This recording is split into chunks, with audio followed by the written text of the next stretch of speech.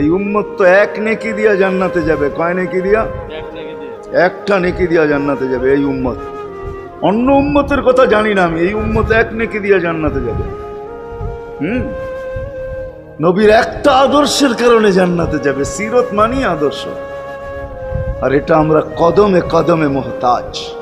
কেননা এই ছোট জীবনটা যদি গ্রহণযোগ্যতা পর্যন্ত পৌঁছাইতে হয় আল্লাহর কাছে, চাই নারী হই, চাই যুবক হই, চাই বৃদ্ধ হই, যেই মানুষই হই না কেন, যেখানেরই হই না কেন, যেই বাসারই হই না কেন, যেই বর্ণেরই হই না কেন, যেই পেশারই হই না কেন, যেই সোসাইটিরই হই না কেন, এই জীবনটাকে যদি গ্রহণযোগ্যতা পর্যন্ত পৌঁছাইতে হয় কার কাছে? দুনিয়াওয়ালাদের কাছে না, মালিকের কাছে, যিনি এক ফোঁটা পানির থেকে অস্তিত্ব দিছেন, যার কাছে আবার আমাদেরকে ফিরা যেতে হবে। পালানের কোনো সুযোগ নাই। এই জন্যই কোরআন আমাদেরকে বোঝায় আইনাল মাফার। আল্লাহ